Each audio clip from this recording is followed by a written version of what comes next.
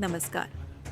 कैलाश मानसरोवर यात्रा और उसके रहस्यों के बारे में हमारी श्रृंखला में आज बात एक ऐसे प्रश्न की जो हर किसी के मन में पैदा होता है। यह प्रश्न अक्सर पूछा जाता है कि कैलाश पर्वत, मानसरोवर और राक्षस ताल भारत में क्यों नहीं है। जब भगवान शिव के अधिकांश भक्त भारत में रहते हैं तो उन्होंने क्यों तय किया कि वो भारत की अंतर्राष्ट्रीय सीमा से कुछ दूरी पर जाकर रहेंगे, वो भी एक ऐसे देश में जो भारत के साथ शत्रुता रखता है। हर वर्ष सैकड़ों भारतीयों को चीन का वीजा लेकर कैलाश मानसरोवर यात्रा पर जाना पड़ता है। जबकि ध्यान से देखें तो कैलाश मानसरोवर भारतीय सीमा के बहुत पास है। हवा में इसकी दूरी 100 किलोमीटर से भी कम है। आसमान में बादल न हो तो उत्तराखंड के लिपुलेख दर्रे से इसे बिना टेलीस्कोप के भी देखा जा सकता है। यह चित्र जो आप अपने स्क्रीन पर देख रहे हैं वो कैलाश पर्वत की परिक्रमा मार्ग में पड़ने वाले एक स्थान का है। यहाँ पर हमने सूर्योदय के समय कुछ दूरी पर एक चमकती हुई पर्वत चोटी देखी।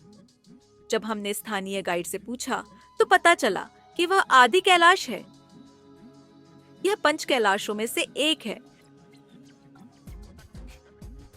सबसे आश्चर्यजनक बात यह पता चली कि तिब्बत के स्थानीय लोग जिस प्रकार कैलाश पर्वत की पूजा करते हैं, उसी प्रकार वे दूर दिख रही आदि कैलाश की इस चोटी को भी बहुत पवित्र मानकर उसकी यहीं से पूजा अर्चना करते हैं। दावा किया जाता है कि कैलाश मानसरोवर ऐतिहासिक रूप से कभी भी भारत की भौगोलिक सीमा में नहीं रहा। तकनीकी रूप से यह बात सही है, क्योंकि कैलाश पर्वत उत्तर में हिमालय पर्वत श्रृंखला के उस पार है जिसे तिब्बत कहते हैं। ऐतिहासिक रूप से हिमालय पर्वत श्रृंखला को ही हमेशा से भारत की सीमा माना जाता रहा है। लेकिन यह भी सत्य है कि कश्मीर के राजा गुलाब सिंह के सेनापति जनरल जोरावर सिंह ने तिब्बत के इस क्षेत्र को अपने राज्य में मिला लिया था। भारत की स्वतंत्रता और बंटवारे के समय कैलाश मानसरोवर का क्षेत्र तकनीकी रूप से जम्मू कश्मीर स्टेट का हिस्सा था। उस समय तक कैलाश मानसरोवर क्षेत्र में 4 गांवों से जम्मू कश्मीर स्टेट के लिए टैक्स की वसूली होती थी। इसके लिए महाराजा गुलाब सिंह और तत्कालीन दलाई लामा के बीच एक संधि भी हुई थी, जिसे लद्दाख ट्रीटी के नाम से जाना जाता था। 26 अक्टूबर 1947 को जम्मू कश्मीर के भारत में विलय के बाद जवाहरलाल नेहरू ने एक तरफा तरीके से उस संधि को निरस्त कर दिया। अंग्रेजों को कैलाश मानसरोवर में कोई रुचि नहीं थी, इसलिए उन्होंने भारत का जो नक्शा बनाया था उसमें कैलाश मानसरोवर भारत का हिस्सा नहीं था। लेकिन बंटवारे के बाद लद्दाख संधि के आधार पर कैलाश मानसरोवर को भारतीय सीमा में मिलाना बहुत कठिन नहीं था। तब यह एक प्रकार से स्वायत्त क्षेत्र था। तिब्बत की राजनीतिक सत्ता अधिकांश राजधानी ल्हासा के आसपास ही केंद्रित हुआ करती थी।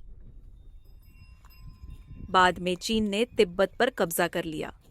वर्ष 1962 के युद्ध के बाद कैलाश मानसरोवर को भारतीय तीर्थयात्रियों के लिए औपचारिक रूप से बंद कर दिया गया, जो कि वर्ष 1981 में जाकर दोबारा आरंभ हो सका। भारत के लिए कैलाश मानसरोवर का यह क्षेत्र रणनीतिक रूप से भी अत्यंत महत्वपूर्ण था, क्योंकि भारत में बहने वाली 4 सबसे महत्वपूर्ण नदियों सिंधु, सतलुज, ब्रह्मपुत्र और सरयू का उद्गम यहीं से होता है। इसके अतिरिक्त हिंदुओं के लिए कैलाश मानसरोवर का धार्मिक महत्व किसी से छिपा नहीं था। जवाहरलाल नेहरू यदि संस्कारों से हिंदू होते तो वे इस बात को समझ पाते। पहले कैलाश जाने वाले भारतीय तीर्थयात्रियों को जनरल जोरावर सिंह की समाधि पर भी ले जाया जाता था, लेकिन बीते कुछ वर्षों से चीन सरकार ने इसे बंद कर दिया है। कैलाश मानसरोवर यदि आज भारत की भौगोलिक सीमा में नहीं है तो यह बिना भगवान शिव की इच्छा के संभव नहीं। यह संभव है कि शिव जी ने जानबूझकर स्वयं को भारत से कुछ दूर रखा। ऐसा नहीं है कि चीन के प्रशासन में कैलाश मानसरोवर के आसपास पूरी पवित्रता है। वहां पर मांसाहार सामान्य बात है। मानसरोवर के आसपास भी जानवरों की हत्या के चिन्ह हमने देखे। चूंकि वहां पर सभी 100% मांसाहारी हैं, तो यह सब स्वाभाविक है। लेकिन कैलाश और मानसरोवर के आसपास कोई शहरीकरण नहीं हुआ। जो गेस्ट हाउस बनाए वो एक तय सीमा से कम ऊंचाई वाले हैं। मानसरोवर झील में आपको प्रदूषण का कोई चिन्ह नहीं दिखेगा। मानसरोवर झील आज भी एक दैवीय रूप में दिखाई देती है। इसके आसपास भी आपको कोई गंदगी इत्यादि नहीं दिखती।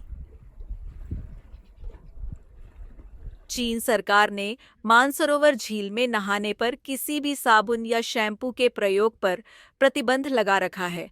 कैलाश पर्वत, मानसरोवर झील और राक्षस ताल के इस पूरे क्षेत्र में किसी भी तरह का प्रदूषण करने पर भारी जुर्माना लगाया जाता है।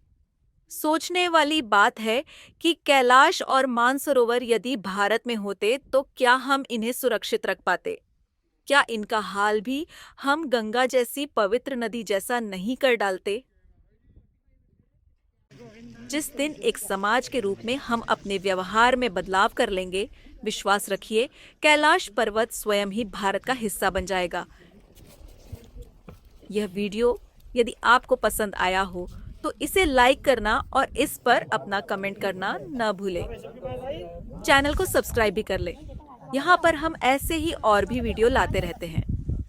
धन्यवाद। हर हर महादेव।